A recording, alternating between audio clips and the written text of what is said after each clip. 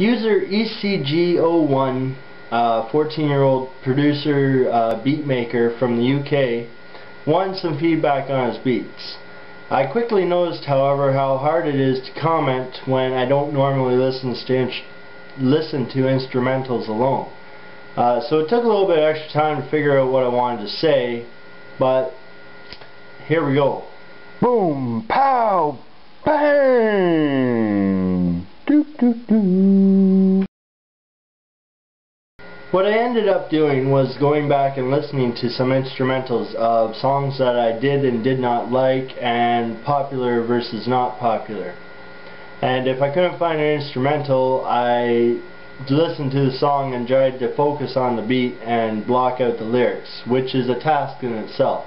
I did this so I would have something to at least reference to when listening to his beats, and to have a better understanding of what works for me and for the general public, so I could give a fair viewpoint on it all.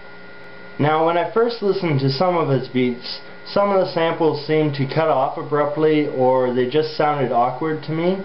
I wasn't sure if it was just because there was no rapping to make it flow better, or whether it was a bad sample choice, or what the problem was exactly.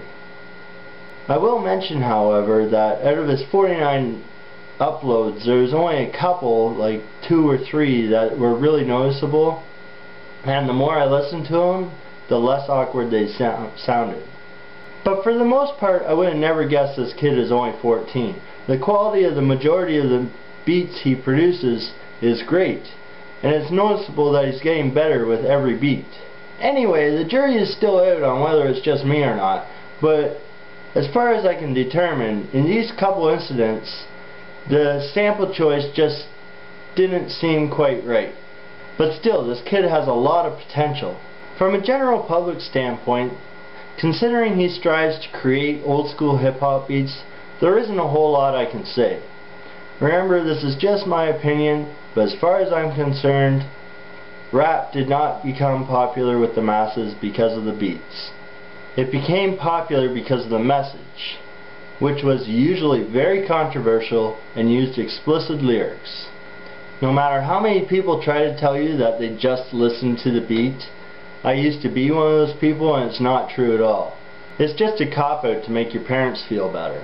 So really, to hook an audience, you need a banging beat with a good rapper to complement it. A great old school beat can make an average rapper look shitty, and unfortunately, a great beat with a shitty rapper makes a horrible track. That's probably one of the reasons you'll never see Rick Ross produced by Dre. Carrying on, to give myself a better idea of what his beats would sound like with raps over top, and see if they could withstand the mediocrity that is out there, I searched YouTube. Now, even though not all the raps were great, none of them were exceptionally horrible either, and even at that, the beats held their own, which is a real statement to how good these beats really are. One thing I did notice is that all his beats use a sample from another beat or song.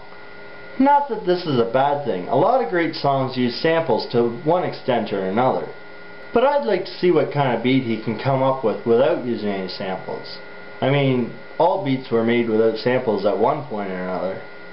So I don't know if he'd want to venture into that area yet or ever, but maybe something to think about, if he hasn't already. So yes, while there is room for improvement, there's room for improvement in all of us. And the only way to make improvements is to continue to go at it, continue to do your own thing, and being true to yourself. This is me, and I'm out. You've been watching this guy and his point of view. Please comment, rate, and subscribe. So I guess to sum up ECG, the only thing I could really say is to watch your sampling. The one that really sticks out in my head was Free Soul. It just seemed awkward to me, but once again, that could have just been me. But more so, if you haven't thought about it already, think about working on some completely original beats. And keep up the great work.